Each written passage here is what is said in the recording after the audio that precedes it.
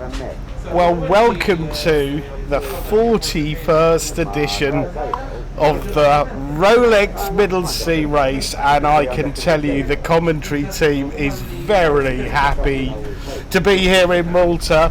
I'm Louis Habib, and I'm sitting here with Giles Pearman. Giles, how many races have you been to? I think, Louis, this is probably my 15th. I had a short break. I did the first one in 2002, had a short break after I did the race in 2012, then didn't come to 3 races, I think, so I'm sure that's 15. That's quite enough, isn't it? Probably should go home now. Yeah, and I know I'm interviewing a journalist here, but you have done the race as well, and tell me, what is the allure of the Rolex Middle Sea Race? Why do people come back and back again? I think it has many facets, like all these offshore races.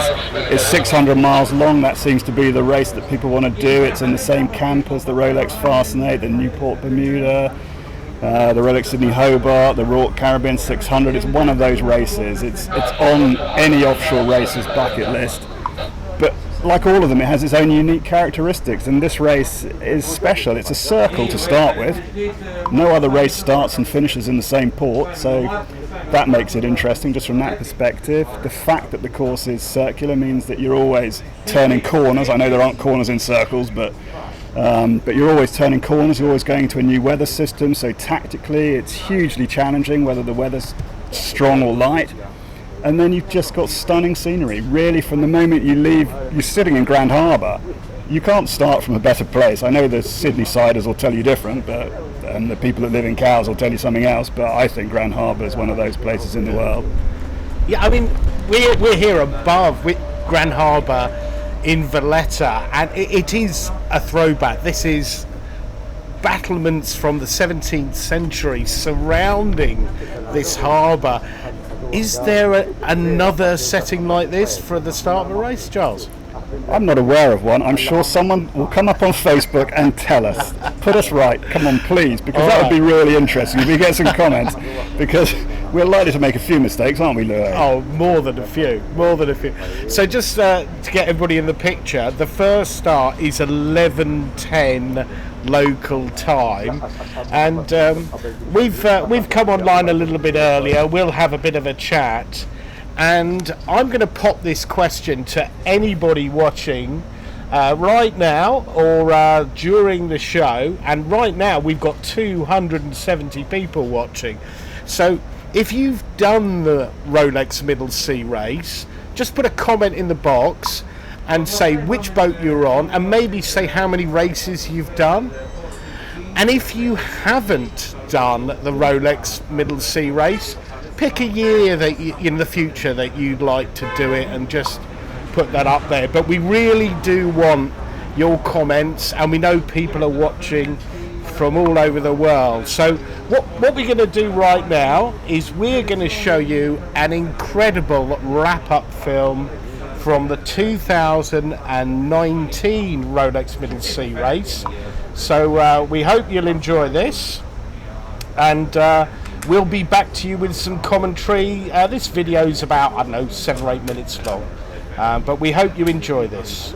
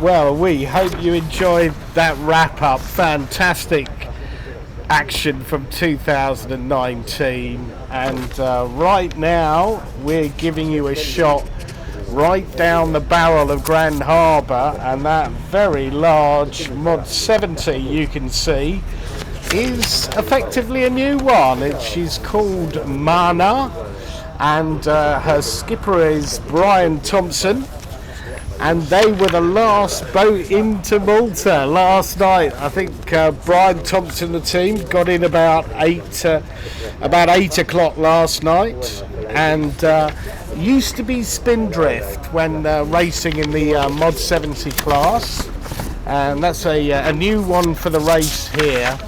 But it's not a new one for Brian Thompson. Brian has done this race before on Fado 3, and done just about everything you could imagine. And we'll come to that later on, because the multi-hulls are the last start today. But I'm just going to ask Giles. We're perched up here above the Grand Harbour. What are the conditions like, Giles? Well, for us, or for the fleet, because for us it's rather spectacular. We've come from the UK, you and I, where it's got a bit wet, a bit cold. We're in bright sunshine, but we've also got breeze, and that's more important, because Grand Harbour is a tricky place to get out of at the best of times. There is clearly a nice northwesterly blowing outside. We can look out at the harbour and we can see the white caps. In the harbour it's a little bit more shifty, but there looks to be sufficient to get them out without too much trouble. I know that Peter DeMeck, the principal race officer, was a little worried about the number of trimarans or multi-hulls he's got this year, but it should be good. And we're looking at patches of breeze on the water, so the interest will be whether they come into this side or whether they stay over the southern side of the harbour. We're on the northern side, we're on the Valletta side of the harbour. But which side's going to be favoured, or is neither side favoured? You know, we've only got 50 boats this year due to the pandemic, but it's still the adrenaline going when you start in a harbour like this. It's very difficult not to let that get to you, and you see the boats taking each other on in the harbour. We've had a few, honest to say, near misses in the past, haven't we, Charles? We've had some cracking starts. I remember your favourite boat, Agir. Oh yeah, coming in on port, really, coming out of Dockyard Creek, I think it was. Yeah, screaming in. Yeah, pinching in at the pin end. Yeah, that's Brian Benjamin's boat. Hello, Brian, if you're watching. Agir not here this year, but that had Mickey Broughton doing nav and Ian Budgeon doing tactics, and they're very experienced guys, but that was a pretty moody call, I've got to say. They pulled it off, but Giles is just pointing to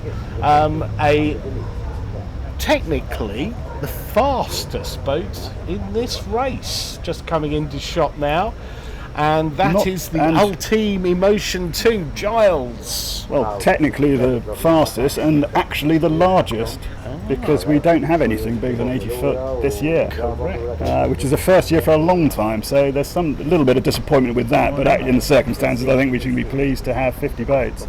And Ultime Emotion, Anton Rabast, he's tried to do this race this is the third time of asking, really. He's had the crew pull out at the last minute. I think that was 2 years ago. Last year he capsized in a previous trimaran of his on the way to the race, not able to make it, and he's put a lot of effort into this. And they did the Cape to Rio race earlier with this Brian year. Thompson on board, and they got line on us, so they've got some form. beating Maserati. Yeah.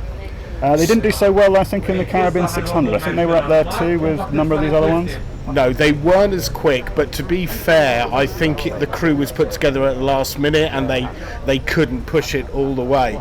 But yeah, you're right, these old teams, I mean, they're capable of 35, 40 knots in the right conditions. We certainly know the Mod 70s are capable of high 30s as well. We'll come to the multi-hulls. You know, they're going to be the last stop, but they're going to be flying out of here, so we may as well have a bit of a chat about them. And I had a little chat with Brian Thompson and Pete Cumming, who's also on board Mana. and they reckoned that they're going to make Stromboli probably by tomorrow morning. And you know what, Giles, we're going to be doing these morning updates live, and we hope to have a chat with Marna at Stromboli tomorrow morning.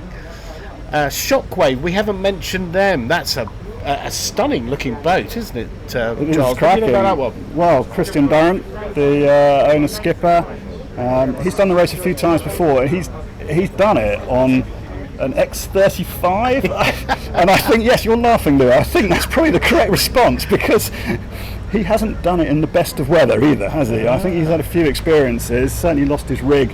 Yes. Off the far end of Sicily in one race, but he's come back bigger, possibly better. Yeah. He's put a crew together again. He's absolutely committed to this race, though. And he wants to do well, and he's a committed multi-hull specialist now, I suppose. That's one way to put it. Yeah. And off he goes. He's going to have his work cut out to keep up with the faster boys, though. He is compromised in size and age, I think. So not him personally, but the boat. Well put.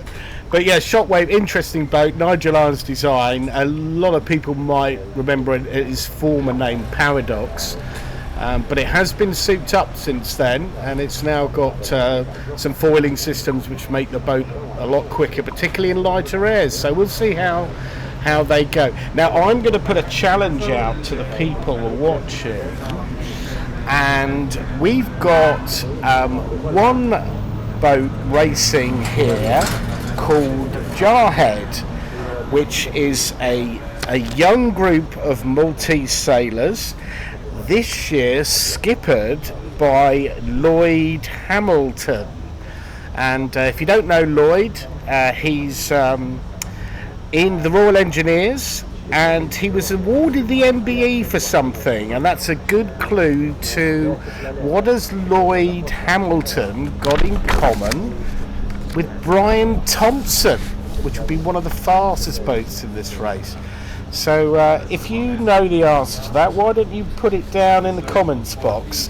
The similarity between Lloyd Hamilton and Brian Thompson. Giles, I've been talking too much. What have you seen? Well, I just thought we might go back to that weather, because it whilst it looks blissfully idyllic in the harbour, they're going to head out into a force 4 northwesterly. We think we can certainly see plenty of white caps. There's one or two boats out there bobbing up and down at the moment, waiting for the fleet to come out, and they are definitely seeing some waves coming through. So it's going to be a beat to start with, up to the first turning mark, before they can then crack off and head to Capo Passero, and that is where it's going to get interesting, because that's where we should see the multi-hulls light up, because if they've got...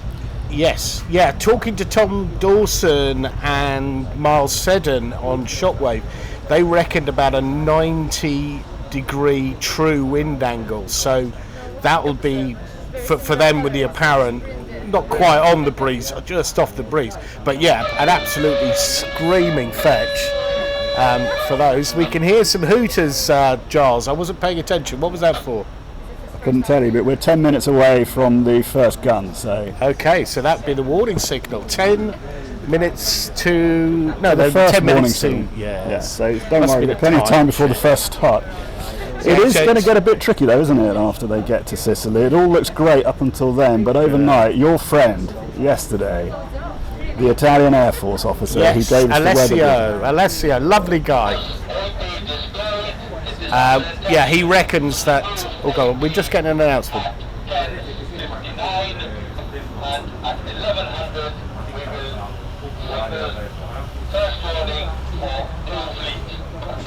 There's Peter DeMeck just confirming that the first warning signal will be at 1100 local time. That's in 9 minutes. So the first warning signal will be local time 1100, and the first start will be at 11:10. So we've got another 20 minutes, Giles, to talk. Do you remember last year? It was very light, wasn't it? And we were babbling on about I don't know what. But this year it's going to be quite interesting, even with 50 boats rather than the full 100. I think it's going to be a very interesting start. Looking at that first start, Giles, we've just mentioned Jarhead, which is skippered by Lloyd Hamilton. But the Jarhead Foundation has been providing educational and racing opportunities for young people in Malta now for a couple of years. And I think, wasn't it last year, they had also an all-female team which finished the race. So, it's a great idea here in Malta to encourage youth sailing, and good on the Jarhead Foundation for doing that. Absolutely, and they had a great experience last year. They put 2 boats out, a girls' team and a boys' team. I think the girls had it on the line, definitely, and so there was a little bit of bragging rights were secured. But they had a great trip around, and it was a lesson for them too, because while it was light at the start, and they had a long slog to get to Trapani, and there was a lot of sitting around and waiting for wind to fill in. It did fill in, didn't it, towards the end of the race, and a lot of them got a real taste of it. Got a taste of it, and I remember when the girls arrived, they just looked like they'd been through something, and were better for the experience, and they were all thrilled to have done it, proven to themselves that they can do it, and that's the key to offshore racing. It's not just a challenge for your boat, it's a challenge for you personally. That's why so many people do it.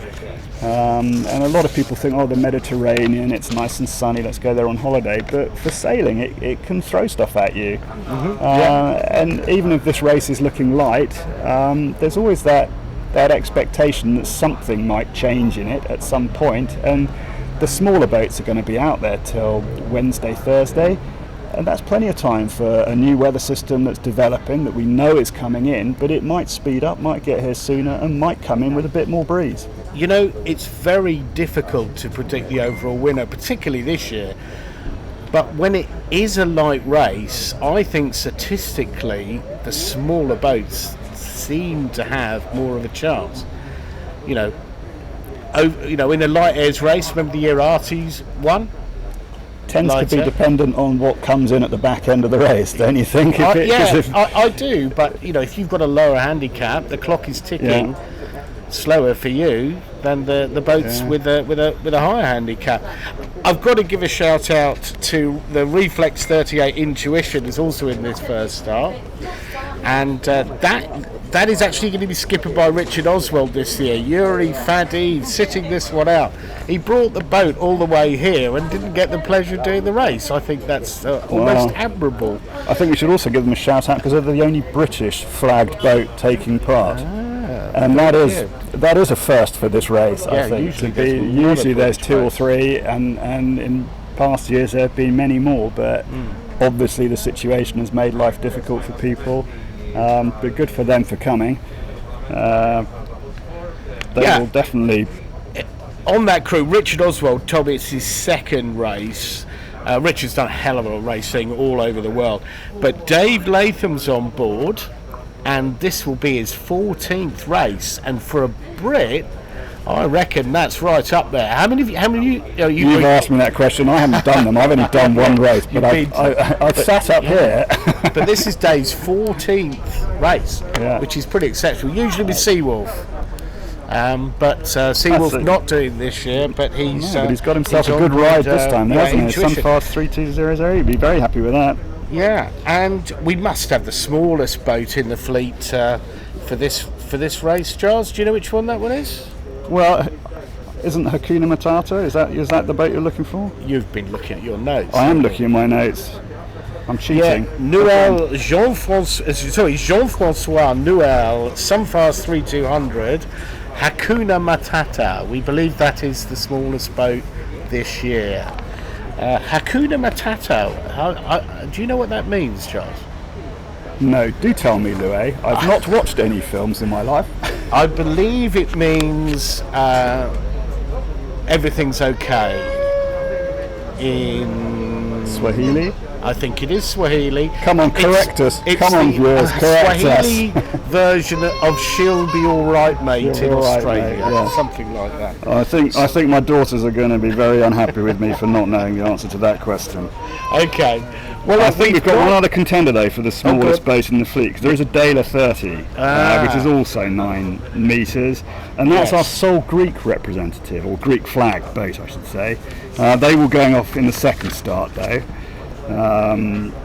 They're in Class 5, so obviously their rating's a little higher. I don't think they're rating IRC, so that's probably no. But it's one of the new one designs, and obviously the new Olympic discipline coming in 2024, the Dela 30 is up for a potential boat for that. Right. And, well, this year's Rolex Middle Sea Race was supposed to be the test event, I think, wasn't it, for the first test event for the double-handed that is championship for world sailing, but obviously been pulled for logistical reasons. I think they decided it was going to be unfair on obviously a lot of countries, and perhaps just impossible for national authorities to put their teams in. But there's every hope that next year they will run that test race here again, or run it for the first time next year. So, and if so, we'll see 2030 very exciting one design boats racing on the course. Yes, absolutely. So that'll add something to this. And I think again it just proves the stature of the race, the fact that World Sailing is interested in bringing what's going to be one of its flagship Olympic events to this race, to this course, to give it a trial run for their communication systems, for their race management, and for everything else. Yeah, and the thing is, Malta has a fantastic catchment area for the Mediterranean, doesn't it?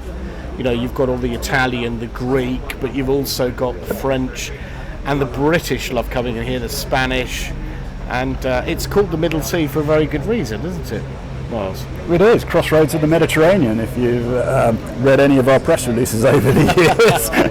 That's what we like to refer to it as, and it is, though. Okay. Well, I'm going to ask Miles to just focus in on the Kid, which is this very powerful hull shape, the one nearest your camera at the moment. And Jean-Pierre Dick in his JP54, the Kid. What can you say about Jean-Pierre Dick, Giles? Well, I know he won the Barcelona World Race. He did. And he's a Vendée. 3 Vendée Globes, and one of them he finished without a keel the last 4,000 miles, which is pretty impressive even for a Vendée finish. We've just had a warning signal, was that? That's a minute to go. A minute to go to the warning signal, okay. And so I had a chat with Jean-Pierre Dick. He's got a mainly Czech-based crew, and it's a very interesting boat.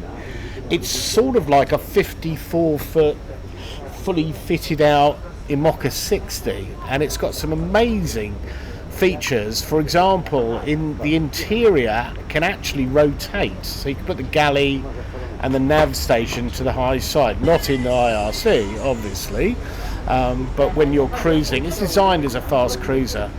And this is Jean-Pierre's second race. He comes from Nice, and he said he just loves the Mediterranean, loves coming here, and loves the people here in Malta. And he also says, quite interesting, he'd done all these, these very high-profile races, the Barcelona World Race, the Vendée Globe, and he felt almost like he was missing out on these other lovely races. We can see some cannon fire. Well, that was your 10-minute gun for the first start. Okay, right? so we've got 10 minutes to go to the first start for the 41st edition of the Rolex Middle Sea Race. And we've got quite a lot of the fleet now milling around in the starting area. Yeah, this is an 11-boat start. Obviously the smaller, slower, potentially slower of the fleet. 3 J109s. Chesstress from Italy. We spoke to them this morning on the dock. Leonardo Petti, the skipper. This is his second time here. Last time he told us about the 11-hour wait up at Trapani for wind to fill in. He's hoping for a better run around this time, but more interestingly, they haven't done any sailing since last year's Rolex Middle Sea Race. The circumstances of this year have kept them ashore. So this is the first time the team has been together. he said, we haven't really even done any practicing. But they've been together for about 7 years, so they know each other. And he's hopeful that their instinct will play a part. They all know their jobs, they all know what they're doing on the boat. But it just tells you something about the effort some people have gone to get here, and perhaps their enthusiasm, passion, desperation even, to do some sailing this year. And everybody is being complimentary about the Royal Malta Yacht Club and their conviction that putting this race on was a good thing to do, because it's a big call. The fleet, most of the fleet, has to come here to take part. So it's not like a Fastnet race where they've got a captive audience, or a Rolex Sydney Harbour where they've got a Hobart where they've got a massive Australian audience. They have to get, their fleet has to come in, and we've got 14 countries represented here. I think the Maltese fleet is about 6 or 7 boats. So that's a lot of crews to come in from abroad, and some of them will be facing self-isolation periods when they go home, or other trials and tribulations on their return. Kudos to the club, really. And the feeling's mutual. Godwin, on several occasions in the briefings, has said how grateful he is to everyone for making the effort to come here this year. Yeah, serious commitment in any year to do a race like this. It takes a lot of effort to prepare your boat. Christian Rippard, one of the legends of the race, always says to you, he always feels that he's won the race just by crossing the start line. And obviously he knows he's got 600 miles to go to get the medals and the prizes, but there's a sense of achievement in crossing the line for a race like this. And the sailors that have come here this year have not just done that, they've had added pressure to their preparation, but they've got on with it, and they've got here, and today they've been rewarded by a rather spectacular start. Yeah, and we'll be having a chat with Christian during the week. He's going to come in for one of our morning meetups, but he's not doing the race this year. It must be the first time for I don't know how long. I couldn't tell you when he first did his race. You're trying to lead me into my fun fact for this race, are you? But we're going to see Christian. I think we've got him booked for Monday. He's going to come into the media centre and have a chat with us. But he's actually going out with a photographic boat, and they're going to try and get all the way to Stromboli. Yep. So that'd be a new view for him, won't it? Definitely. I think he might enjoy that. If you've seen the weather forecast for the rest of the race, he'll probably look at that and think that's a good call, having a motor attached to the back of your boat to be able to get back. But here we go, Louise. So the first race was won by John Rippard Sr. back in 1968. Let's ask the audience who can name the boat and what type of boat it was. That would be a good question for everybody to answer. That it's fairly easy to find. And this one, if they get it right, I'll even put it up on the screen. You could become famous. Let's have a look at the comments. We've got a lot of comments coming in. Thanks a lot. And nobody's made a comment yet. Let's see how they're getting on. Well, so that was John Rippard Sr. John Rippard Sr. 1968. What was the name of the boat? What was the name of the boat, and what type of boat was it? Oh, right. Okay, it's a double header. A double header, but it should be a good one. It should be a good one. It launched the fame. Okay, we've had a guess. I'm just asking Giles to have a look at my computer. And I'm going to answer that is wrong, I'm afraid. Okay. Because that first guess is wrong. Sorry, Sarah. Sarah Steen? Sarah, you should know better, Sarah, I think. But thank you for watching. Not right. Anyway, it's a good guess. Technically, it's a good guess because John Rippard won the third race in the boat called Ticker. So that's your. But anyway, John Rippard is good effort. The senior member now of a legendary family in this race. The Rippard family. There are two sides to the Rippard family, John and his brother Paul, and we've had a couple more guesses here. Let's have a look. Yes, we're getting some. Well, I think Stephen Aegis looks like he's got it. Okay, right. Not correctly spelt, but we're going to give it to him. We'll give it to him because it's close enough to read. And me. here is the answer. Josiane is the boat, but I'm waiting now for the type of boat, because that boat didn't just launch the Rippard family into stardom, it launched a yacht manufacturer into stardom. Oh, right. And that is the other question we should ask. Okay, so the answer was... Josiane is the name of the boat. You just got to come up with the type of boat. Right, and it was the smallest boat in the fleet, so that's a little giveaway for you. Okay. In that 9-boat fleet in 1968. Hey, come on, we're going to have to get back... Oh, hold on. Sarah Steen, has she got it? Has she got it, Giles? She's coming back in. Swan 36, exactly. Boom. Well done, Sarah. Thank you. So that's the end of that question round. All right, we've got 3 minutes to a start. 2 points to the audience. Anyway, what I wanted to say to you is that ever since 1968, we believe there has been a member of the Rippard family taking part in this race, but this year is probably the first year when there hasn't been one. And that's quite an achievement. It's since 1968. So that's 40 races. Wow, because we had that little gap in the 80s, early 90s, that 8-year gap when the race wasn't held. But where are we now? We are 3 minutes off the first start, just under.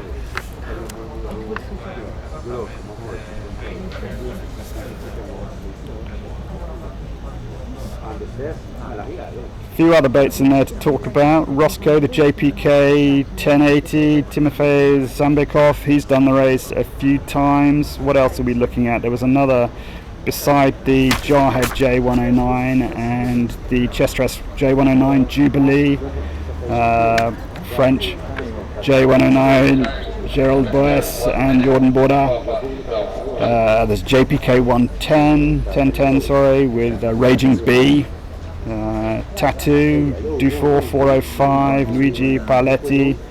We've got quite a good Italian contingent here this year, Louis. Indeed. I think they're the strongest.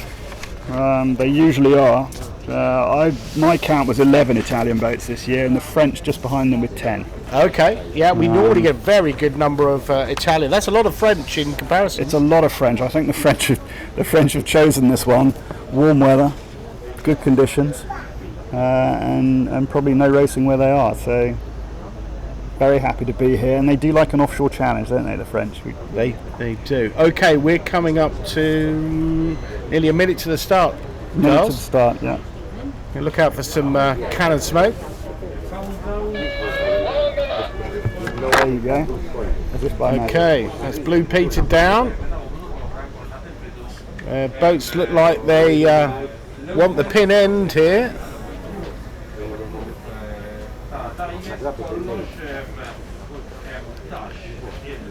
I mean, we were saying 38302. You don't want to have a whoopsie in the harbour for a 608 mile race, but no. I guess going pin end, they might even lay the exit to the Grand Harbour if they get it. But there are a lot of boats moving back towards the committee boat or committee end now.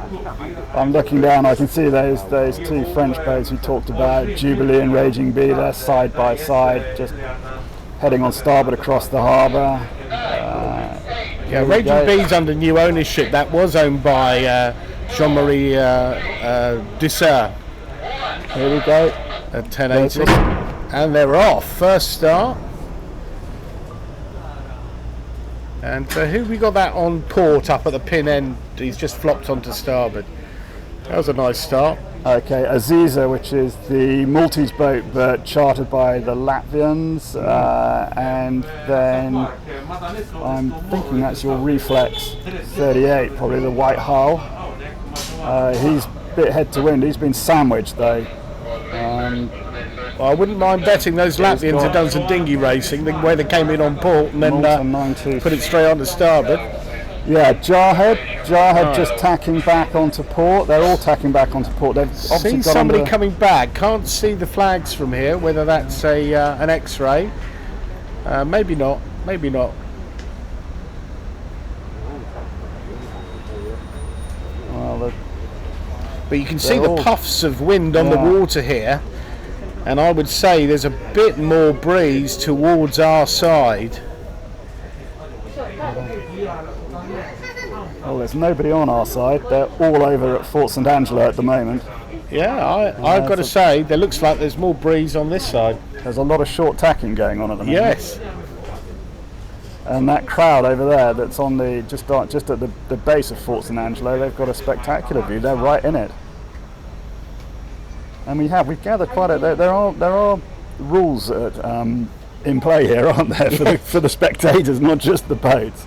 Indeed. I mean, Grand Harbour is actually closed for this start, isn't it, Giles? Yeah, not allowed to enter it after 9:30 until 3 o'clock. But you can come on foot and watch the start, and it is a spectacular environment for this. It's a beautiful day here, isn't it? I know people back in the UK are going to curse us for saying this, but it's beautiful. It's sunny. Stop it. Probably over Stop 20 it. degrees. I'm just looking over at Fort St Angelo. I don't know if Miles can get this, but there's a white-hulled Maltese 422 with Jarhead, the grey-hulled J109 just inside it. It's just that's coming bait. towards it. That's the, bait. His first race. The 422. Yeah. First ever race. Yeah, land 410. Currently being led out of the harbour though by France 35914. That's Hakuna Matata, the Sunfast 3200. Yeah, they've had a cracking start. They have. They appear to have got the better of it.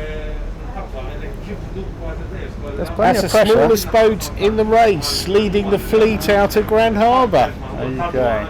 That's going to get in the press release, Charles, isn't it? Absolutely, if he makes it. He's got a pack of wolves chasing him though. Yeah, he has, doesn't he?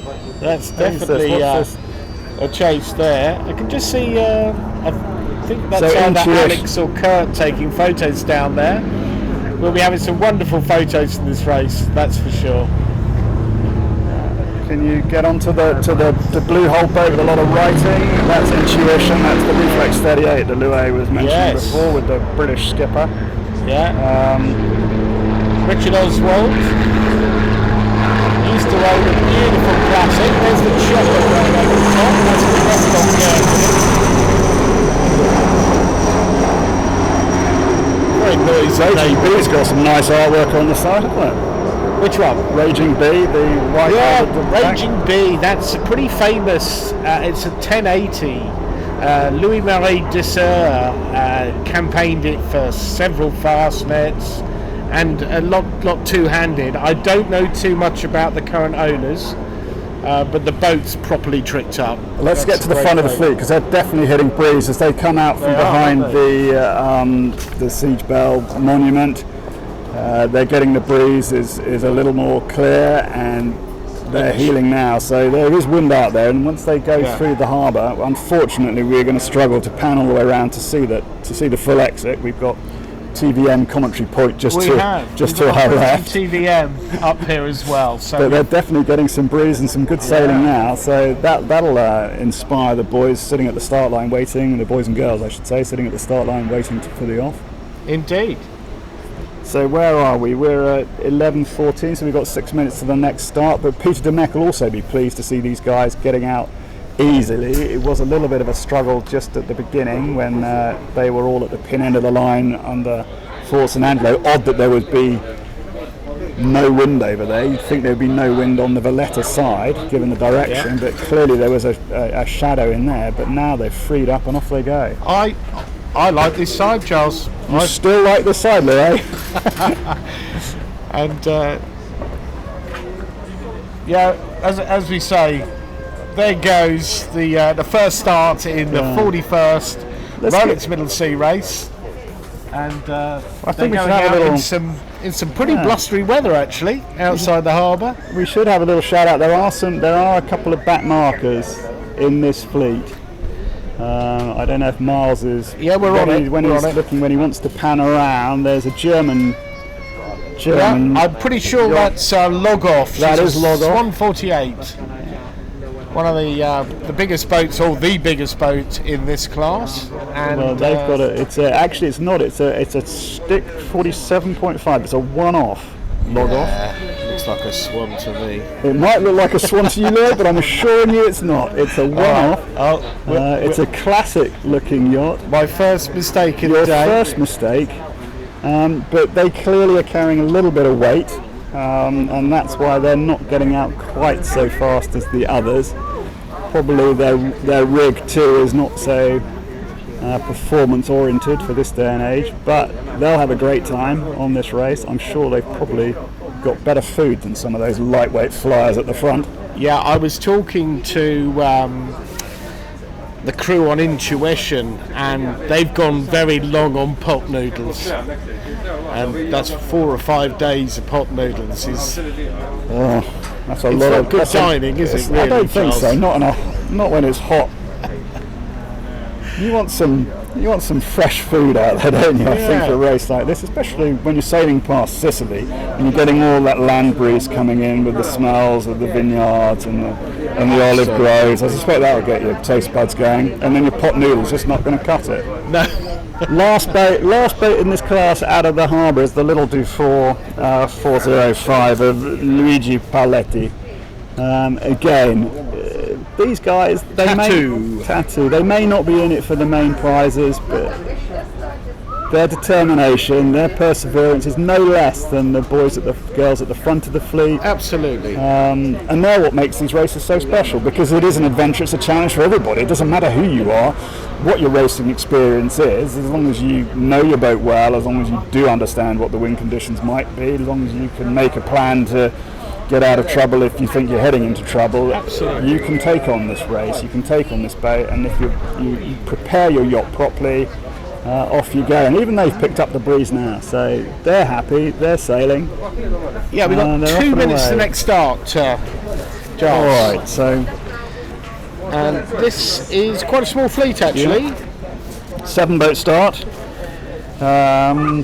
Who's the pick-out ones here for you? Well, Maltese Falcon 2's a strong boat. It is only the 4th race for Camilleri Bowman, but the Maltese Falcon 2 has history as a boat. It's proven itself in the past. I'm sure it's won the first Maltese boat home, which is a massive thing down here. We may not look at it on the top of the list of prizes, but it's certainly very important.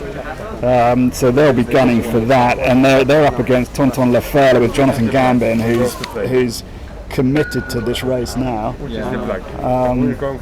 and he's an enthusiast for this. So those two will be fighting hard for this race.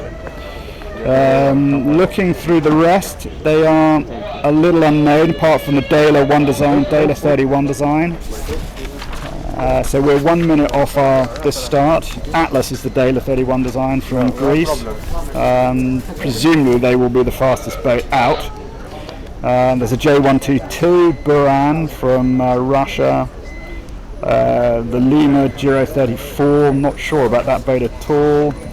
Orion, the Grand Soleil 45, Axel Baumgartner from Germany. I suspect that might struggle a little bit in this breeze. Yep.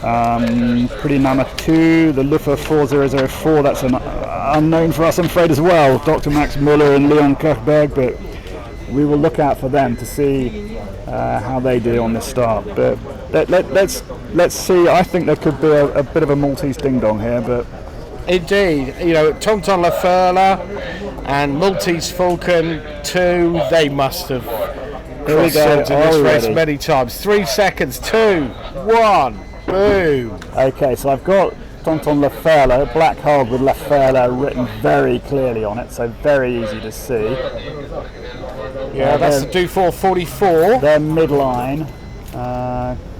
Can't make out the sail number of the Maltese Falcon, is usually recognisable.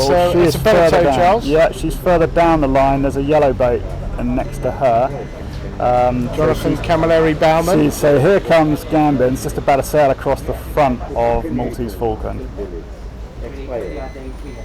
So got the edge today. Yeah, and it's very much a racing Dufour 44, this one. Look at the bowsprit on her. He's put it. I met him when he first did the race a number of years ago, and it was unknown. It was a cruising boat. He wasn't really sure. But over the years, he's definitely pimped it. And these Maltese teams, they put the date in the diary after the last one, don't they? It's a big highlight of the season. They do. Okay, so they're heading into Fort St Angelo at the moment, this little fleet. So who do you like to look at? I mean, Tonton. Well, I still think Tonton Lefebvre's got it for the moment. Well. They've got a bit up right there. Yeah. But I think all of them have. Yeah. So hit a little bit of a hole there. 752. With this northwesterly, we've got some very high buildings around the Grand Harbour. That looks like a little bit of a hole there. Yeah.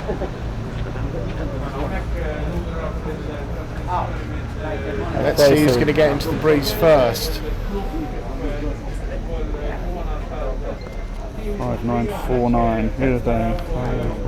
Okay, so Pretty Mama 2, the German Luffer 4004, is furthest towards the southern shore, towards the Three Cities shore, Fort St Angelo. Yep, the blue hull boat.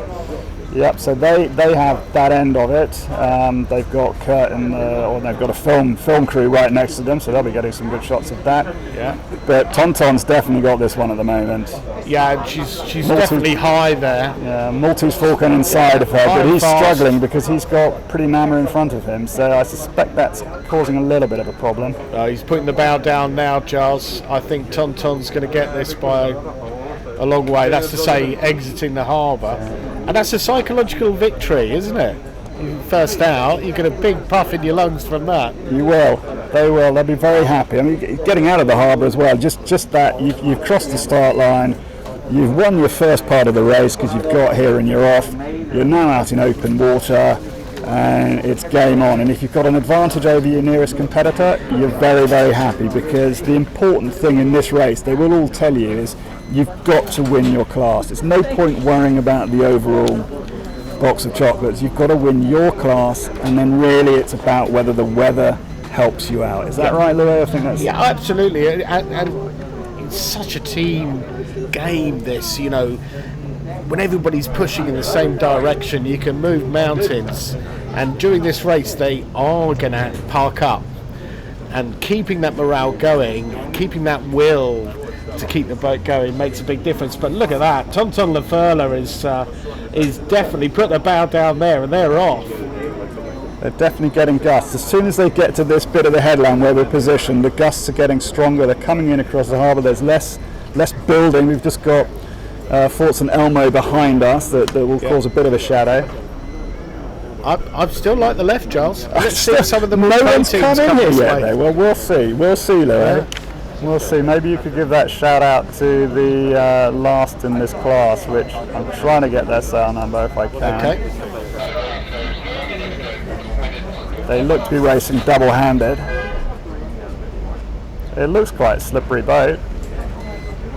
I've got a feeling that might be the Gyro 34. That could be Lima. Yeah, the little yellow one is the Gyro 34. Okay, that's my second mistake. There's 2 beers I owe you, Giles. Do 430? Could it be the Do 430? Are they racing double-handed? What do we think? I think that's the only thing left. It's possibly the Dela One Design. There we go. Wow, not as slippery as we thought. No, but racing double-handed. So let's give them some respect for that. Yeah, it's a long way double-handed.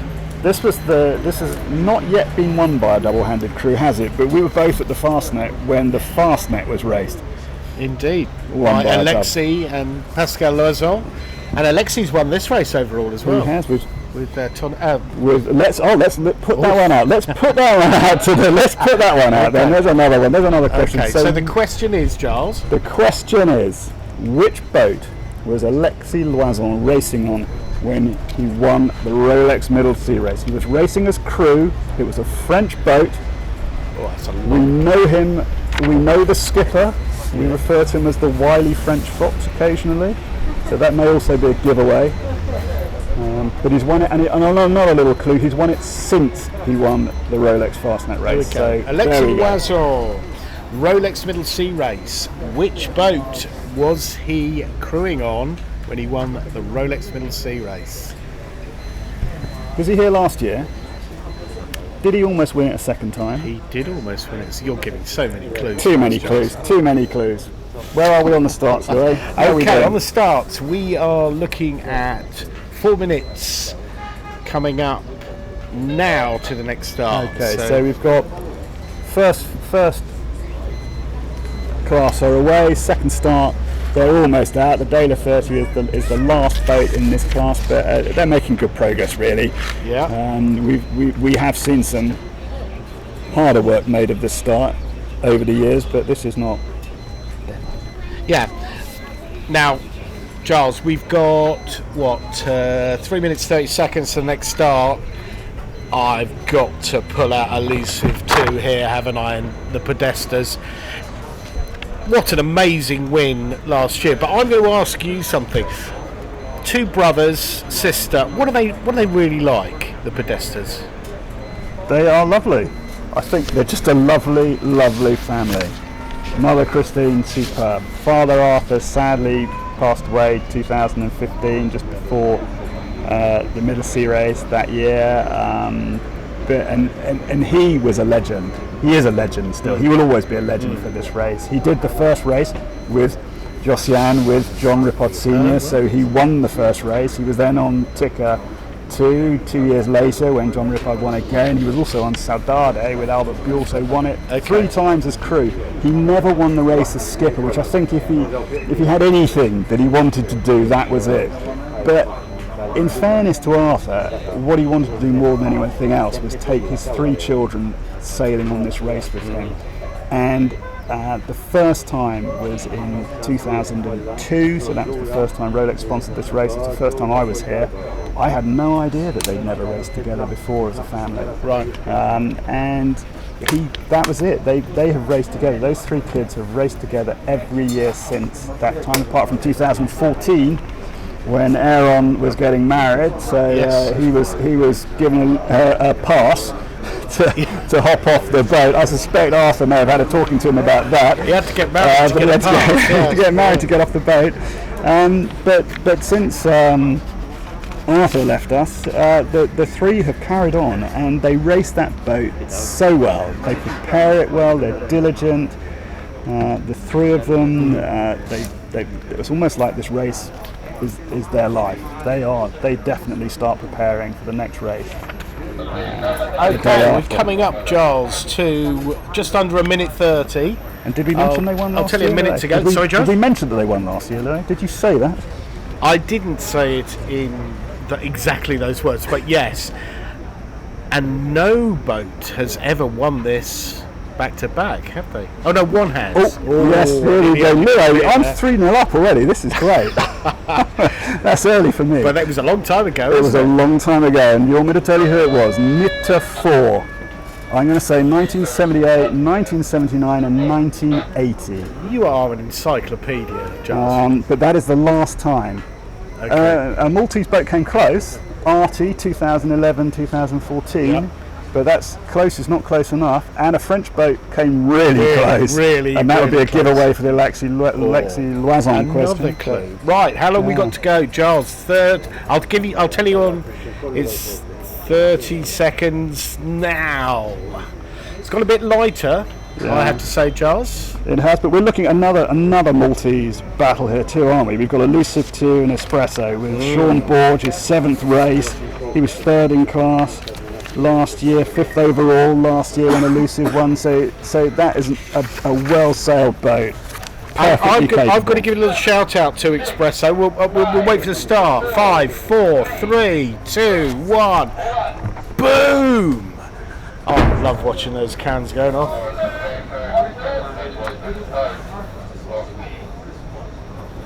It's got a bit lighter, hey, Giles? Yeah, well, I can see Elusive sort of mid to pin end. They've got the centre of the course. I'd say they're immediately hardened up. If that's not a giveaway that the far side is paying, Louis, I don't know what is. Especially since your friends on Espresso have taken the pin end of the line, and those 2 are probably matched at the moment. I think so far, based on previous experience, the boat towards the middle of the line had tended to come out on top. So it'll be interesting to see which of these two, but they both know this harbour so well. They do. 7th Rolex Middle Sea Race for Schomburg. And I've got to give a shout out to a couple of late crew members that have joined Espresso. Mark Emerson, skipper of Phosphorus. And Mark was absolutely gutted to miss the Royal Caribbean 600 last year when the boat pulled out. And great to see Mark getting the rub of the green this time to get on a great boat. And also on that boat is a late call for Lauren Mead. Well done, Lauren Mead, who's now living here in Malta with Tommy, I believe. Tommy Rippard, Giles. Do you reckon we ought to... I mean, this is the first race that Rippard hasn't competed, but could we say potentially Lauren... I think that we'll have to wait for history to tell us this one, Louis, because this is not a matchmaking session for you and me, is it? It isn't, you're right. But I brought it up. I'll hold that one. Anyway, back to the racing. Yes, back to the racing. Come on, these two... Look, it looks like... It looks like Espresso's got the edge, slightly. It's just starting to get its nose out in front. She's away. The difference in crew just position. Footed off a little bit there, which probably says a bit of pressure. Yeah, the Elusive sitting a bit more upright, and their crew's gone down to leeward or in the middle, whereas we're looking over Espresso, they've got everybody up on the rail pretty well, so they're getting into the pressure, but now Elusive, they're now moving up onto the high side, so they're clearly picking up the breeze. They really are giving the rest of their class a bit of a showing, aren't they? But you know what? I think these two will be doing it the whole way round, won't they? I think they will. I think last year they were pretty well within sight of each other. Certainly, Elusive had company the whole race, and it inspires them all. And the Maltese like nothing better than putting one over on their near neighbours, friends, fellow sailors. There we go. Now they're both picking up the breeze. It's coming around the corner. They're into it. That's great. The boats behind will be looking forward to this too. And we've been concentrating a little bit on those. We have. We? At third place, Miles, would you mind just getting to the one leading the peloton behind the Maltese boats? And I'm pretty sure that's Morpheus. She's a Sydney GTS 43. You're correct. And Belgium.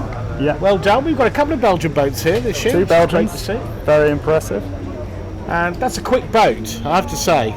The Sydney 43. We've seen a few of these go well back in the UK. Did this start as well? We've got what have we got? Aminata, the French Pogo 36. Yeah, Libertine, the Comet. That's racing double-handed. Marco Paolucci, he's a wily Italian fox, I say. He's done the race a few times, also well known in Rolex Euralia circles too. Double-handed, could be a long slog for a double-handed race. It could. A double-handed crew this year. But there's a few of them. Outside of them, what is the? Europe. Who else we got? We've got Mia, the Far 45. 48. She's understandably a bit slower, being a displacement yacht. Okay, well, interesting for her, because again, another guy we spoke to today, Luigi Stoppani. He's got a lot of experience cruising, sailing on other people's boats, but he has never done a race before. This is his first competitive outing. I'm sorry, Lou, I'm just going to distract you for 1 minute, because just look out past the TBM, because it's first blood to Espresso. Okay. So they've got out ahead of Elusive, proving once again that Fort San Angelo pays. Just saying. But we can come back to the Swan 48 if you like, with the camera. Camera Miles is doing a great job, because we're spinning him around the whole harbour, and he's probably keeping you steady and focused. Anyway, the Swan 48. So Luigi, he's on his first ever race. Never done it before. He has pulled out some people on his boat who have got experience of the race, but he's so proud that this is a new boat to him. He bought it brand new last year, first ever competitive outing. he thought for him it was just an opportunity to get to know himself and his boat.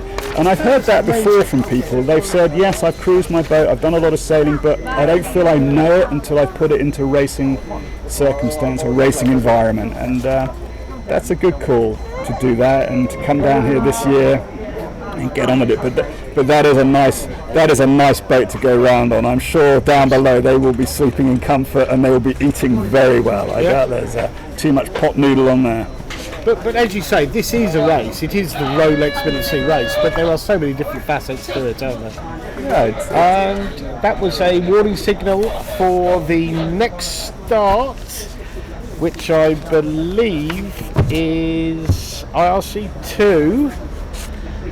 And let's have a bit of a chat about that one. I'm being so kind to you, Charles. RT. What do you want me to say about Artie? Apart from Lee Satariano is a previous winner of this with his former Artie, so not this Artie. This is the HH42. This is a new boat. They did it the first time last year in this boat. They did very well. I think they were first Maltese home. They're certainly the slipperiest of the Maltese boats out there. And this is a young crew, previously led by Christian Rippard, as I'd say sailing master rather than the skipper. And he has form. He was with Lee when they won the race in 2011, 2014. With the J122. The J122. And they will be expecting big things of themselves this race, I think. They put in a good show last year. Treat that as a test run. And this year they have high expectations. And with this boat, I mean, we'll see it here. Here we go. I'll get one of my beers back here, Giles. Artie will be the first boat out of this pack to leave the Grand Harbour. Well, I think that's fair, because I think you're just looking at the fleet list and going which one's the fastest. But are you being a little bit rude about Tonnerre de Glen, Dominic Thion with the Car 46? I would never be rude about Dominic Thion. Not giving him a chance, are you? I'm not sure the Ranon St Hill Comanche Raider, famous name in this race. It's been around for a while. The Comanche Raider 45. The FAR 45. They're not really going to be keeping up with the H42. Not in the light. Not in the light. No, so they may struggle. Anyway, how long we got to go, Giles? Just under 2 minutes. Yeah. So we're starting to get into the performance boats here for sure. And just give you the line-up here for this start for IRC2. It's RT, Ben Estates Comanche Raider 3, Crossing Routes Vaquita, Favorit Plus, Katsu, Made in Midi, Tonnerre de Glen, and Zenea Takesha. There's the lineup for IRC2. Okay, and I'm looking at across the harbour at Fort St Angelo, and your friends on Artie are just tucked in over there, just at the entrance to the creek into the Camper Nicholson's Grand Harbour Marina. They're just sitting in there at the pin end. Dominic Thion's down there too. 1 minute. What else am I looking at? I'm looking at Comanche Raiders doing circles to stay down at the pin end. Louis, no one's coming up this side at the moment. Right. You can keep going. Are you going to do this all through the picture, Charles? I think so. Yeah, no, you're spot on. Well, you never know. Someone bigger with a higher mast may find more over this Well, side. it's funny you should mention higher mast, because did you notice that Artie rates lower than a Fast 40? But No. she has the same depth at 3 metres. Do you know why that is, Charles? No, I don't. You can take a point back. Shorter rig. There we go. There you go. That's got to be a beer back. That is one back. You can have that. Yeah. That's technical. HH42, very similar to Eno XXX, James Neville's boat. That does so well in Route Racing. Here we go. 2, 1. Boom. It's a bit of a cluster at the pin. And everybody's actually got themselves stuck down there, really, haven't they? Yes, they've sailed themselves into a bit of a jumble there. The Q45 has Favorit Plus, the Russian boat, Maxim stay out of Menchenko, trouble. has put his bow down and off he's gone, followed by my friend Dominique Tillon. I think we should give him a greater shout than we were prepared to. Absolutely, well done. That's I believe the Far 45 from Russia is skippered by Maxim Nemchenko. Well done, Maxim and the team. Stayed out of trouble there and got a great start. You're probably also an expert. As did Dominic Tian's team on the Curve 46 Tonner de Glen. And you know what? I wouldn't mind putting maybe half a beer at the moment. It's very early days. But Tonner de Glen, best result in 2018. You know, third. They've won their class, third race, and that boat is an absolute weapon under IRC. When it was Tonner de Breskins. Yeah. Winner of the Fastnet race in 2001. Yeah, that is a great boat, and Dominic and his team, they know the boat very well now as well. We should also be giving a shout out to a little bit over the far shore there, because I'm sure you're going to tell me all about Quito de Pavon, aren't you? Well, Quito is a legend in solo offshore sailing. He's done some amazing things in the Class 40s as well. I think, in fact, winning the Route de Rhum in the Class 40. He also entered a Vendée Globe, didn't finish it, but he is a bit of a legend in solo and short-handed sailing, Quito. Well, he's got his Class 40 up and running, sailing double-handed, so he's up there with the front.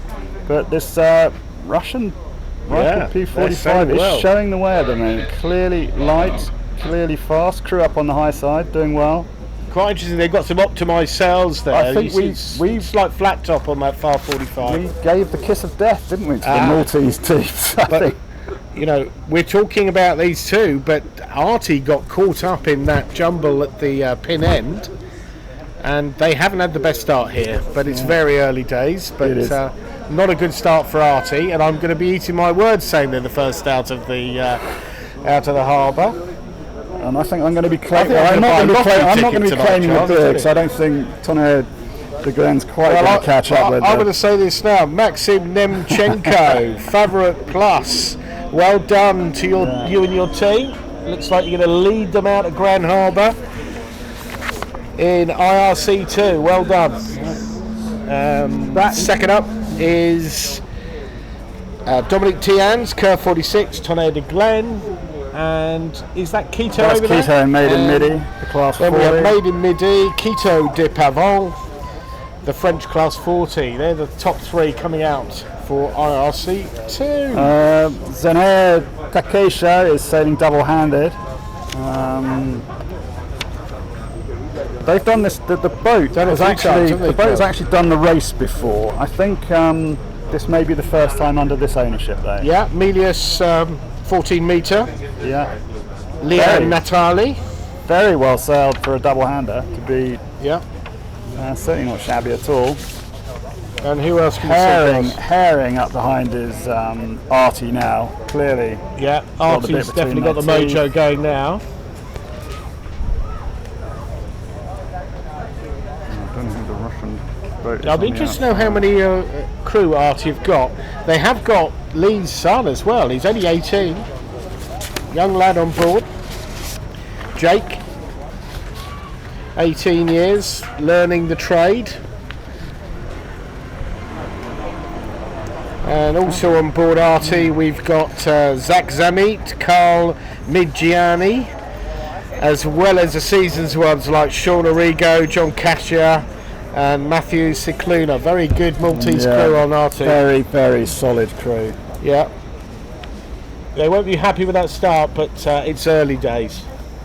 It is, I think they It's a nice little cross going up here. I think Miles has got Artie in the frame, but that's fine. Oh, look at that. I've lost another beer. I owe Miles a beer now.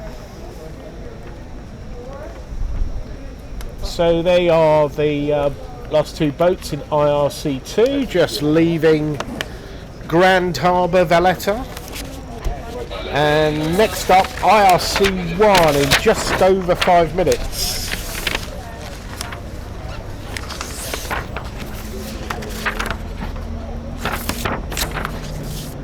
and we're starting to get into the more powerful, high-performance boats in this fleet.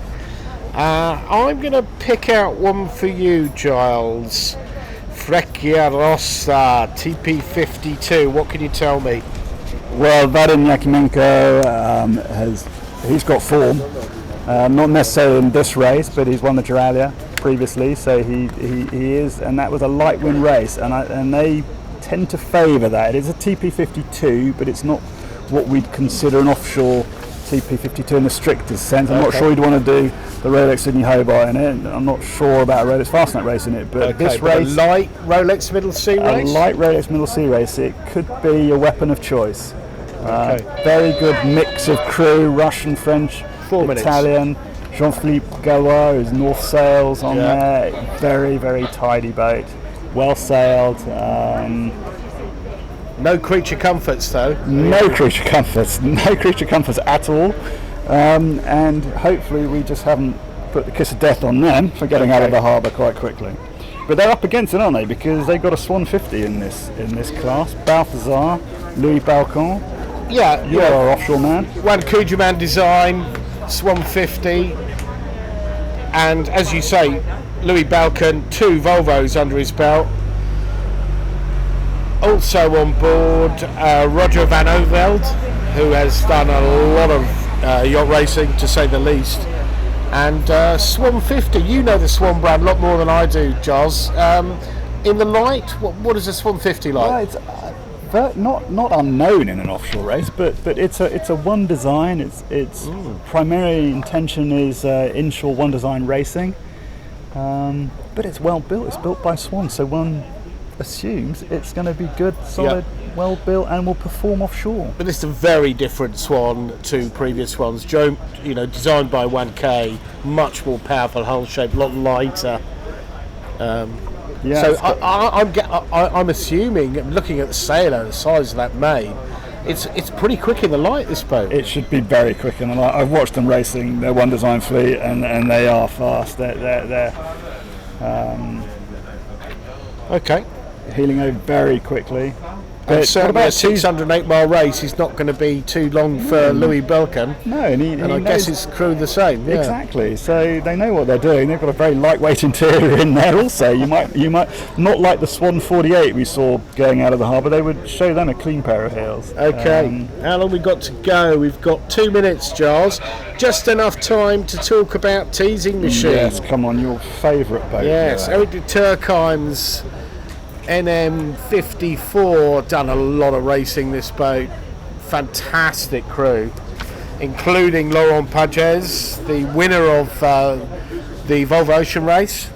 Question for the audience there: which race did he win? Which boat? Which boat? Yeah. Well, I can just see it now. Yeah, there you go. So come on, let's get that out there, Louis. Full question for the owner. Miles is pointing something out. What can you see, Miles?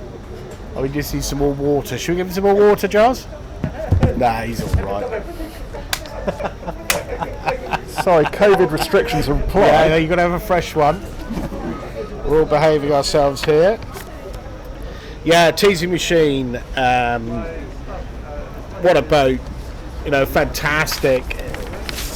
It's built for offshore racing as well. Anyway, that was a gun there. What was that? One minute to go. Just under a minute to go to the start.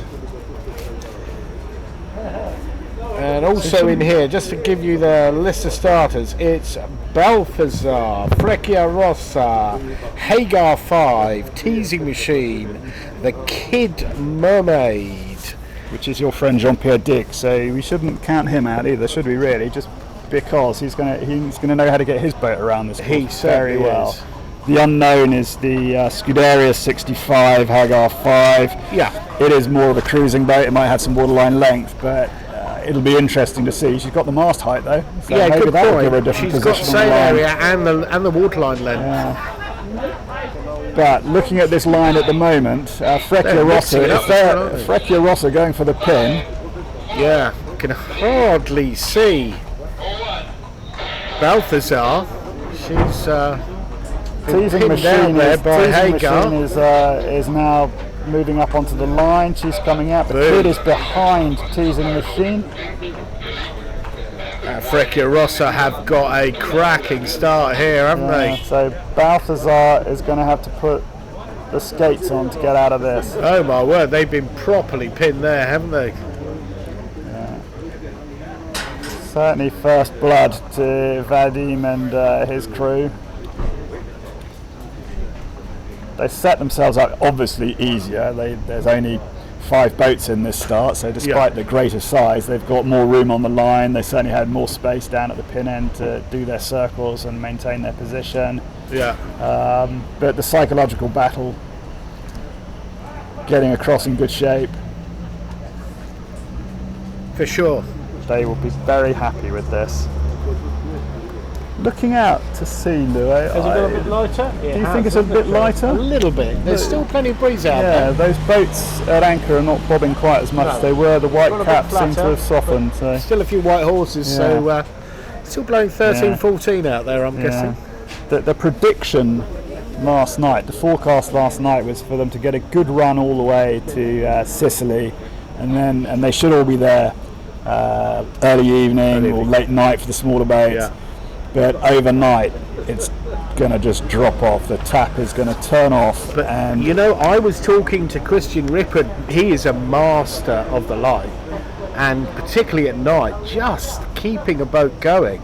If you can be doing half a knot and the other boats are standing still, that is a massive percentage gain. Massive percentage gain. But they've got huge decisions to take, haven't they? Which side do they go? Do they take the Sicilian shore? Do they go to the mainland shore? Do they just stick it up the middle? Oh, I wouldn't go up the middle. You're either looking for land drainage off Etna or looking to get breeze offshore. Up the middle, You're just getting current. I think you're just going to get hosed, basically. Yeah. So there's your choice. You've got the lee of Etna to think about, haven't you? Yeah. So here we go. Look at that, Freccia Rossa off and running. She is just gone. And we were wondering about the Club 150, and at the moment, Yeah, they got nailed at the start. The wandering though, is continuing. Yeah. Got properly nailed at the start. And I think we can give.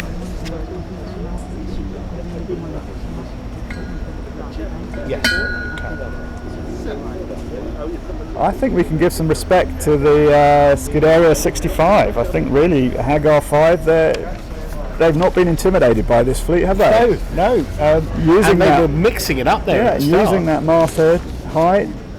They've got a racy suit of sails on there though, Louis, haven't they? They have. They obviously know exactly what they're doing as well, the way they started there. Yeah, clearly. And they're teasing Machine. They're chasing them, giving them something to think about. Jean-Pierre Dick's gone far over towards Fort Ricasoli on the southern good, side of the doesn't harbour. she? She does look good. She's a good That looking is a boat. well-balanced boat. In fact, they all look good in this Yeah. fleet. I mean, there's 5 boats there. We'd all be very happy to have a hand on.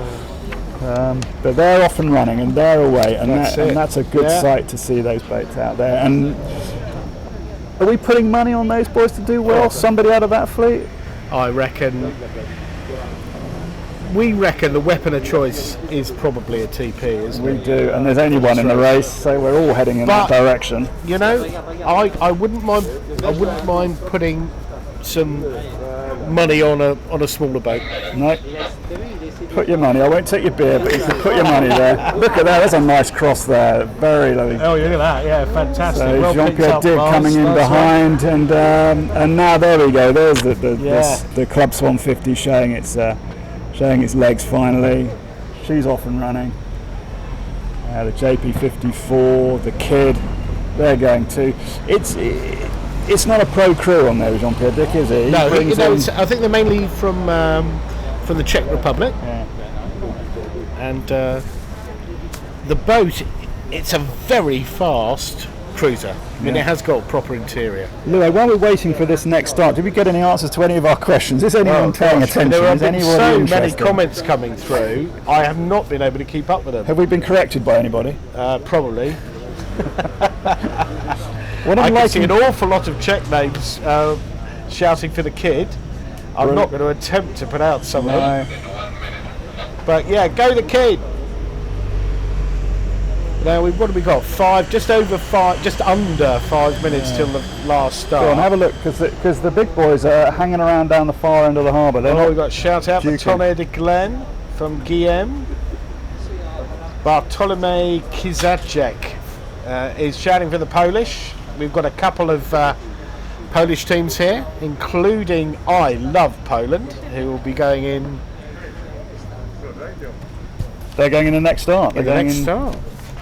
Just under 5 minutes. So we've got the last monohull start coming up in. I'll tell you when it's 4 minutes. It's 4 minutes. Go Mia from Gaia Berini.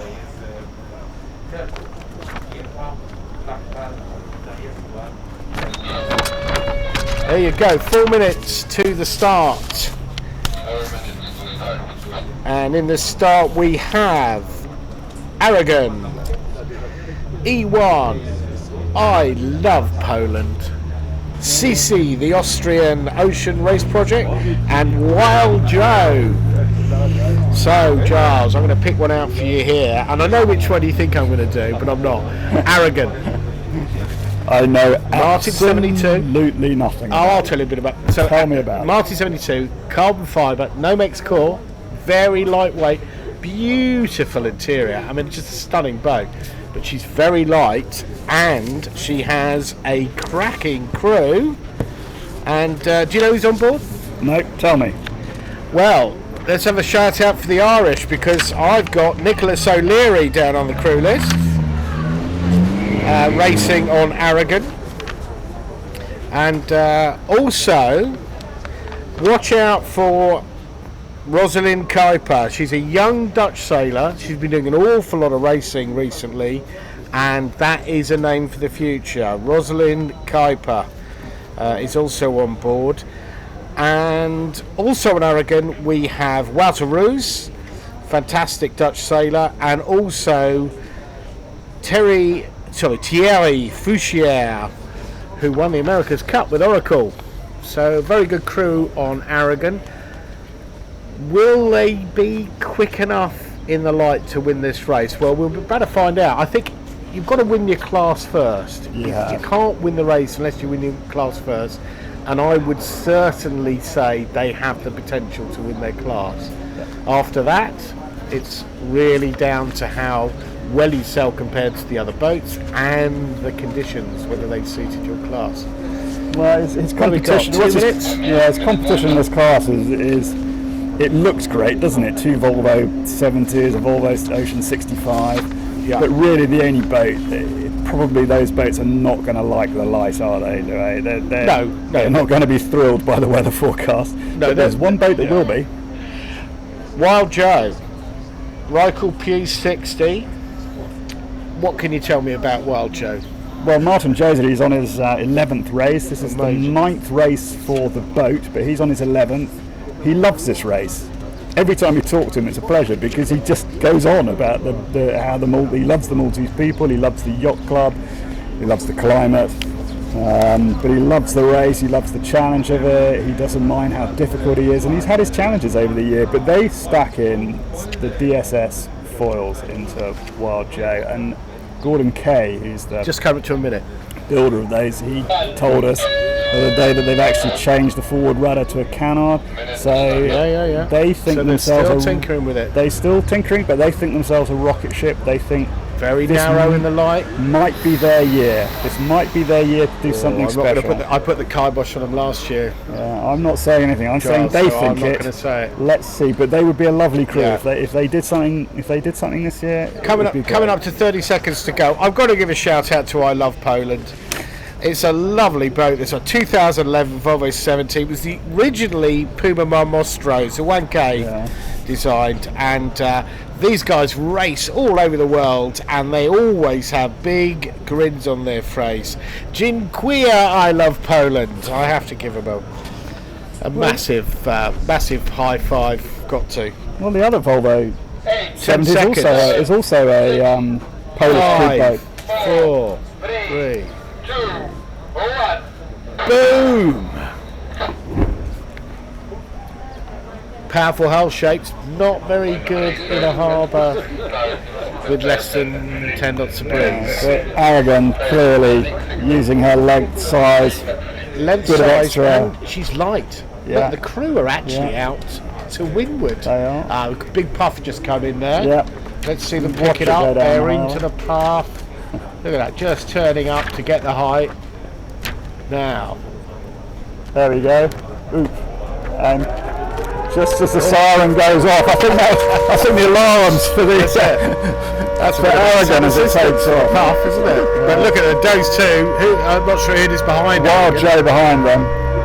You've then got the Volvo boats Big who time. are probably rather unhappily sitting still. Yeah, they'll get into that puff. Yeah. It's just coming up now. The guys on E1 will be happy because that's a much more amateur crew than I Love Poland. They're similar. They go around the world racing different boats. They have raced on the Volvo 74. They were complaining that their boat is older, it's more tired than I Love 2005, Poland. first Volvo Exactly. 70s built. That was. There was So Ericsson in the race. It's not as modern. The crew is there's a few first timers on there. We were talking to one this morning, but all very excited about taking part in the race. Wouldn't you be? Prefer a bit more race. Volvo 70. Well, I have done it on a Whitbread boat. I did it on Stein Lager too. You did. So not quite a Volvo 70, but it's certainly got some history, isn't it? Did it win every leg of the Whitbread? Every leg. Yeah, amazing.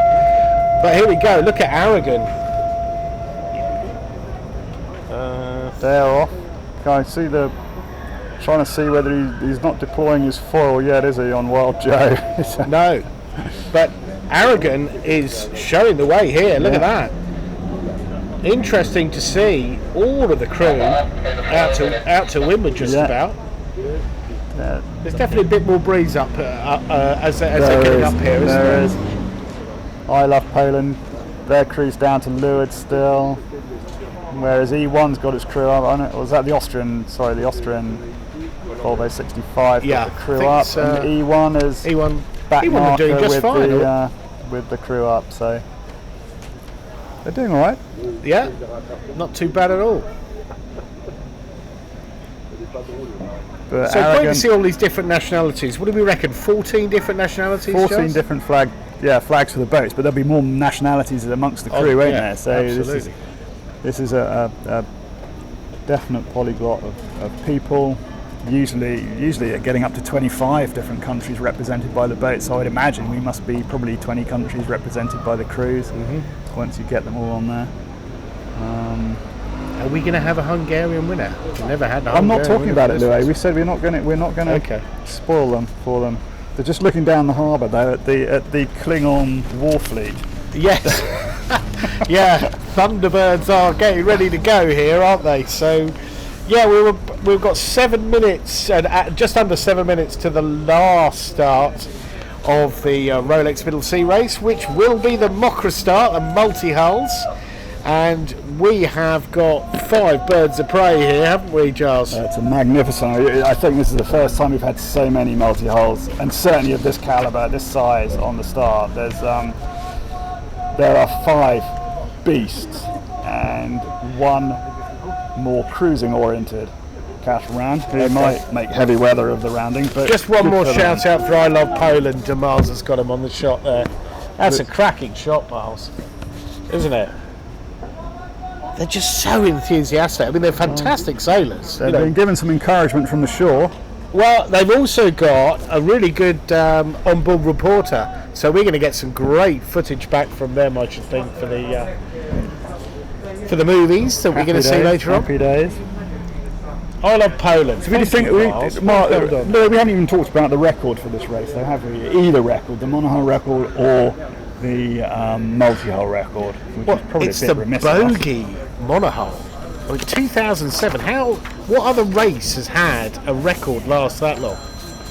There's another question for the audience, and we're about to be put 2007. That record, and it's going to stand again this year. It's absolutely going to stand again this year. 13 years without breaking a record. And it's not that we haven't had boats perfectly capable of beating it. Alfa Romeo 2, which then became Ezimit Europa 2. Morning Glory, Hasselplatner's boat, Leopard, could have done it. Leopard. Rambler 88. Leopard came the closest in 2009, 30 minutes shy. Oh, can you imagine Mike Slade? Must have been gutted. He'd never show it though. No. But that was close. That was close. And since then, really, no one's been anywhere near it. No, Rambler 88's nibbled at it, but lost the breeze. George David, the race. How many times? 5 times back to have a go at it? Yeah. With a fast boat, a weapon, so never got the weather. And never it's not got the weather this year, and it's not going to go this year, no. Not a chance. So, let's ask the people out there, 13 years the monohull record for the Rolex Middle Sea Race has stood. Is there another blue ribbon, let's call it, offshore race? And we're talking about the existing record. So the record that is in place now, not in the past, because someone's going to refer to the Fastnet record being. Well, let's not go there really on that. But even that one, that's Ian Walker, Abu Dhabi Ocean Racing, 2017. Yeah, not long ago. It's only 3 years. Yeah, it's not that long. Anyway, so the multi-hull record, they might be under threat, mightn't it? Because even if it's light, you never know with this. But there's as long as they don't score any own goals, Louis, there's always a chance, isn't there? I'm glad you mentioned that. You can put some flesh on those bones, I can tell you. Well, we won't mention any names, will we? But there was a famous race in 2016 where 2 multi-hulls were having a ding-dong battle. Yeah. Flying round the course. One of them thought it was all over once they rounded at Trapani. They thought this is it. They were in the lead and on for the record. On for the record, they were. And then they took an extraordinary turn left, didn't they? Yeah. And we didn't know what was going on. We all thought maybe something's up. Maybe they're trying to get a wind angle for the next time. I'm going to have to hurry, Charles. You've got 2-3 minutes to go here. Okay, but when they turned left at Linosa, we knew something had gone badly wrong. And they had scored that own goal. They had letting the other missed them up basically. Letting the other trimaran in. Anyway, back to this race. Come on, Charles. Well, let's talk about the boat that came good in that race, which was Maserati. Maserati, who won that race, set the record of 49 hours, 25 minutes and 1 second. 49 hours, 29. You know, that isn't particularly quick for one of these, is it? It's not, but it tells you something about the monohull record, doesn't it? That a trimaran is yet to beat it. Oh, wow, yeah, of course. Yeah. So, so how long have we got to go? We are 2 minutes and 25 seconds to the MOCRA start. And in this start, just to read them off for you, we have Asia, Maserati Multi 70, Mana, Primonial, Shockwave and Ultime Emotion 2. 5 multi-hulls ready to go and chase the fleet, and they'll catch them pretty fast out there, won't they? They are doing a long run to the line, aren't they? They're not doing donuts just before the pin to try and get position. Yeah, I mean this is very close quarters for these boats. Yeah. Particularly if it's dead downwind. Dead downwind is not a good point to sell for a racing multi-hull. I wonder how the boys on the Utrama 55 are thinking, because well, of course it's under MOCRA, so they've still got a chance on corrected time. But they're just looking at these spaceships beside them, aren't they, and wondering. It is like a Klingon fleet basically, isn't it? Yeah. Anyway, unfortunately we haven't got a massive amount of speed, but these boats are going to do 1.5 times wind speed. One day. Get out. Well, they've got to get out. They've got to get out before it drops off completely. Well, I can still see white horses out there. I reckon they'll be doing 20 knots when they get outside. That's a minute to go. Their timed runs. Less than a minute. Hopefully their timed runs are correct, because you don't want to be having to turn that around. Is a bit crucial here, because it's not easy to slow one of these down. No. So who's that at the front then? That looks like Mana. But I'm not sure. Mana, it is Mana, it's the black. Yeah. Okay, coming up in 30 seconds. Maserati big bow behind. down, but they have deployed. They've unfurled.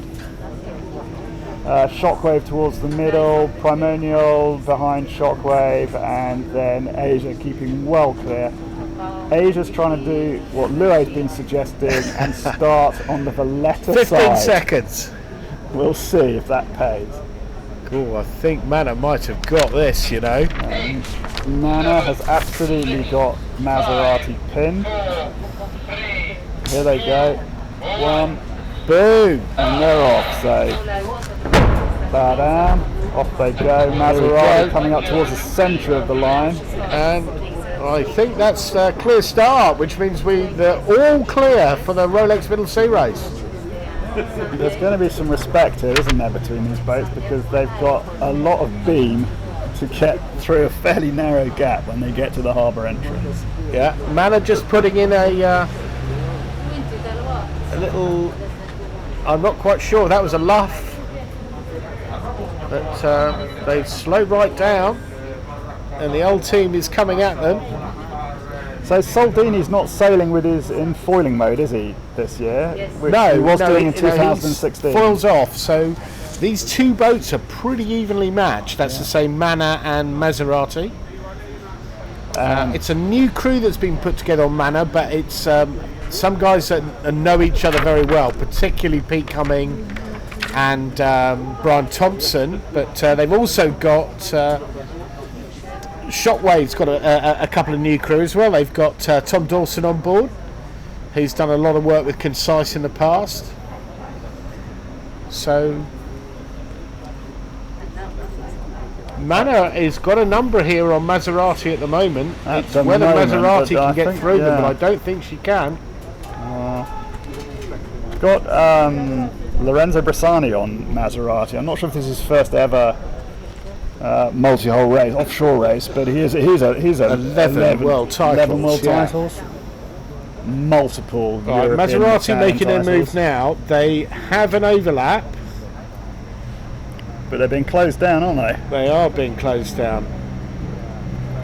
But they now have an overlap. Is there a game of chicken in this at all, Louis? Would you? No.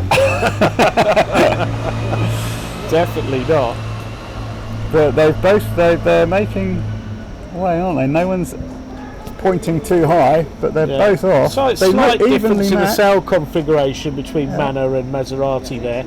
Maserati's got a bit more of a fat head, bit more power in that mainsail. But Mana's holding her on this point of sailing. But they're both up, aren't they? They're both up already. And, and once they get out of the harbour, they're going to be touching 20 knots, and so will the old team as well. Yeah. They probably just took a bit of discretion in their start. I think Anton Rabast has been trying so hard to get here to do this race, and he didn't want to mess it up in the first 100 yards. It's a pretty cool thing. I mean, the fantastic scenery of the course, to do it on a boat like that, it must be incredible. And Shockwave's had some artwork done, haven't they? They have indeed. Very interesting boat. Nigel Irons design, 63 foot, sort of modelled on an Orma 60.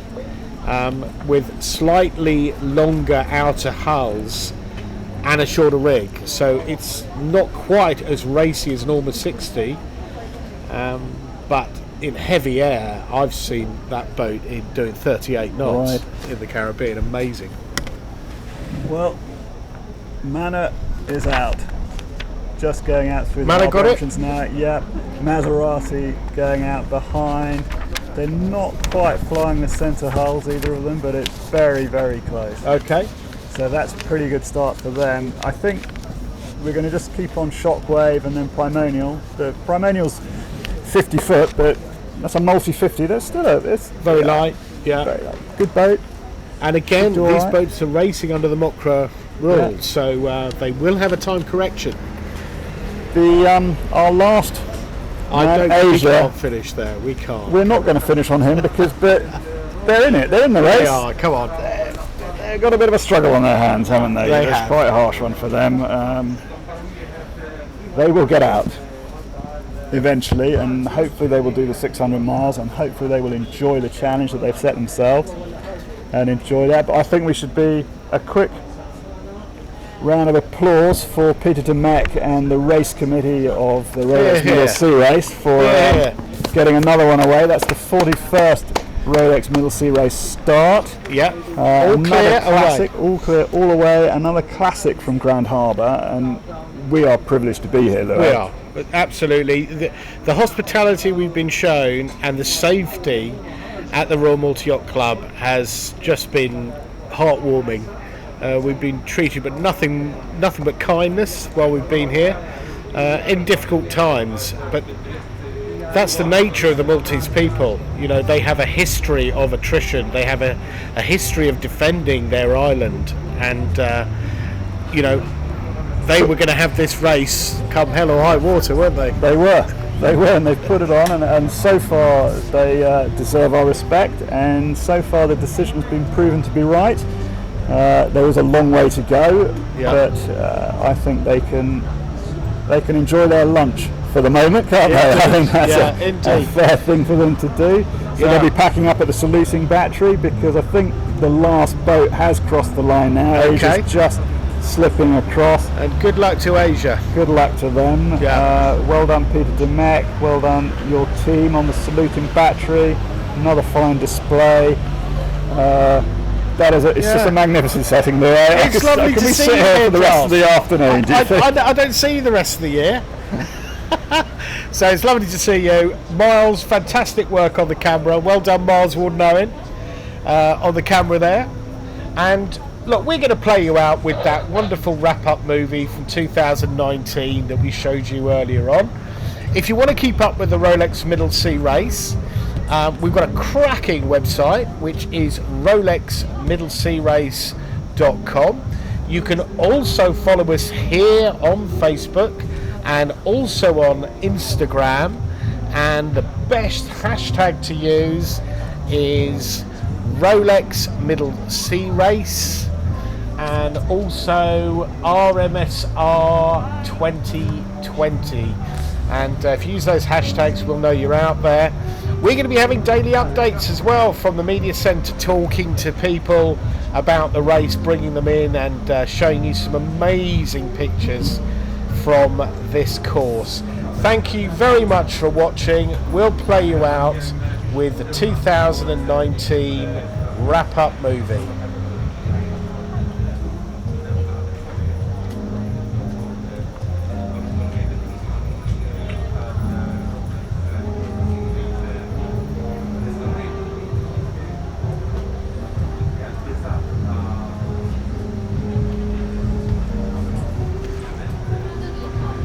Going to be 5 miles, but just top down and something, just in case.